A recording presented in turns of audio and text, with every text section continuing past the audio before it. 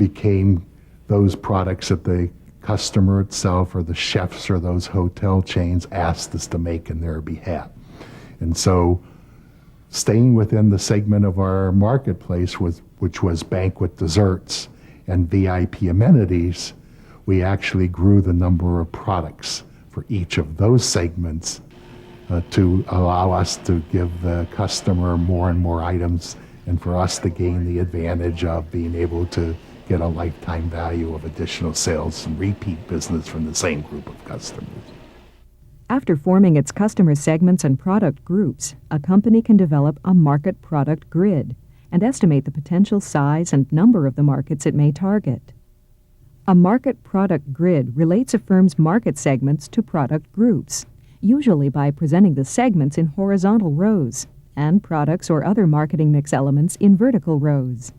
Each cell, where a row and column intersect, represents a specific target market that could be served by a specific product group. In the hospitality target market, it was really based on where the company began and grew and where the opportunities presented themselves originally. That's a segment that we continue to focus on and try to grow. The retail and the bakery sides are much more avenues for growth in the future. And they're more about finding new ideas, new propositions that meet the needs of those segments. The New York Marquis has a banquet facility that can serve 10,000 people in 4 separate ballrooms of 2,500 each.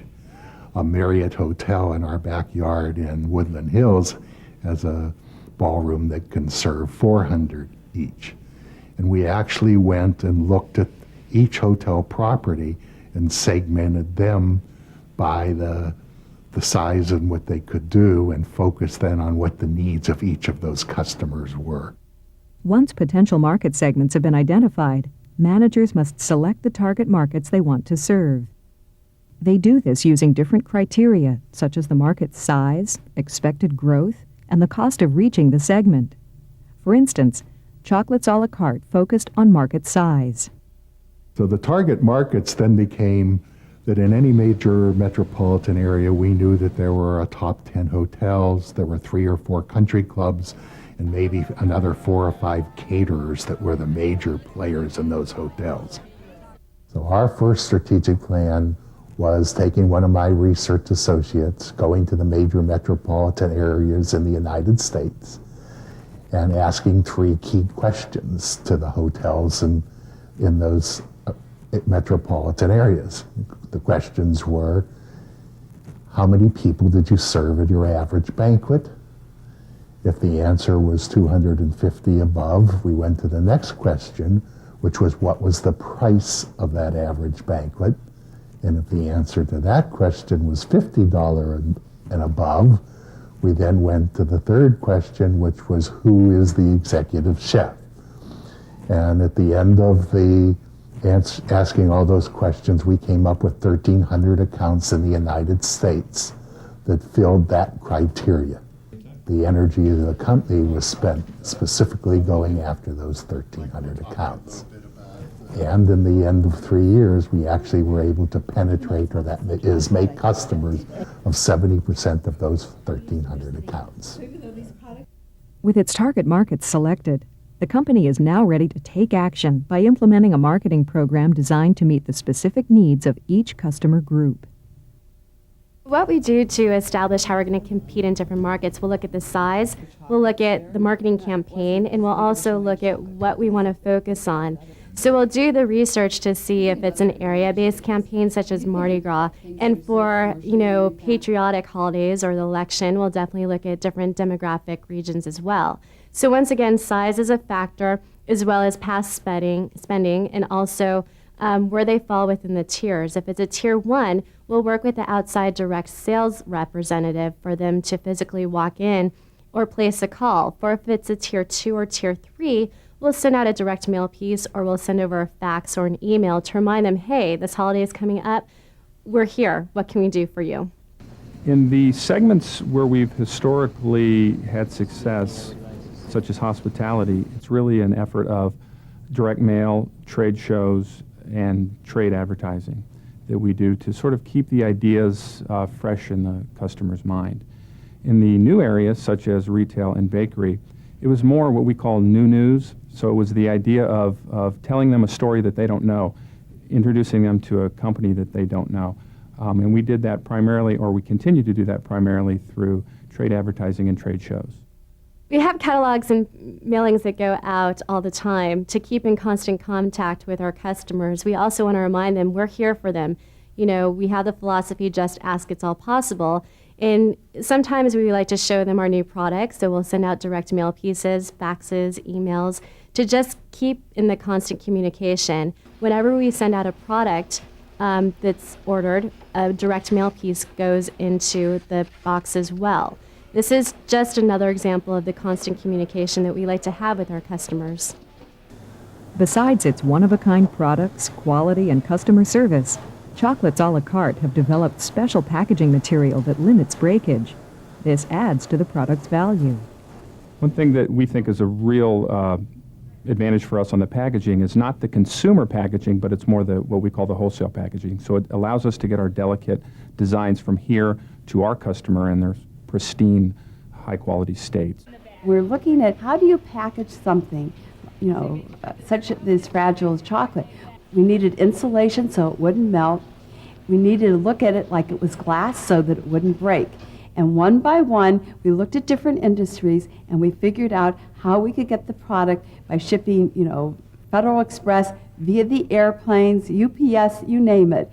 And that was the real breakthrough for our business. Once a company identifies its target markets and decides on a plan of action, it must properly position its product in the marketplace.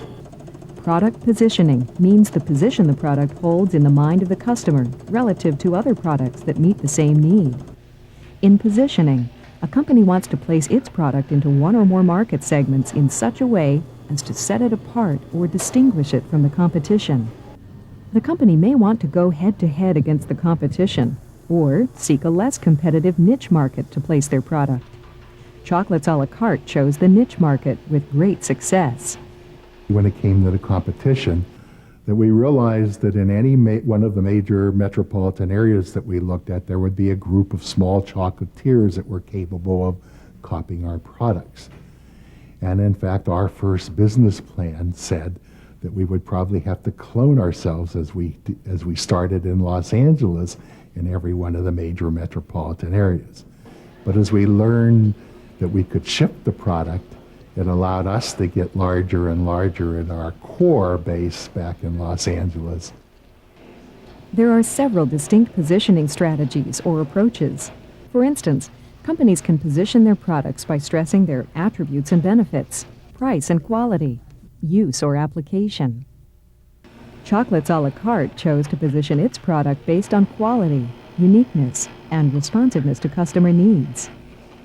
The thing that I feel sets my product away from everyone else, what I strive to do was add color, dimension, shape, texture, designs that were never done before. There was no comparison. So when I went to market, they didn't have, we owned the market because there wasn't anything like it. We really feel that the best way to compete in those markets is to differentiate ourselves, to really look to our strengths as a company, innovation, service, and make sure that we're developing products that allow us to capitalize on those strengths. So products that are different, that are niche, that are high-end. Chocolates a la carte uses traditional forms of advertising to position their products and get their message out, but they also use something unique that tells the world they're a cut above the rest.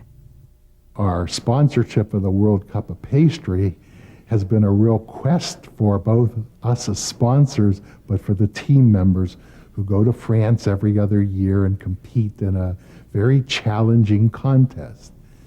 And over the years, they started with no medals, and then they got a bronze medal, and 2 years ago, they finally won the gold medal, beating the best of the best in the world.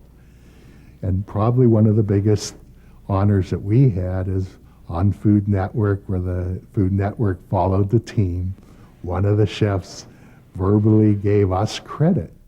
One technique that managers can use to help position their products and services is the perceptual map.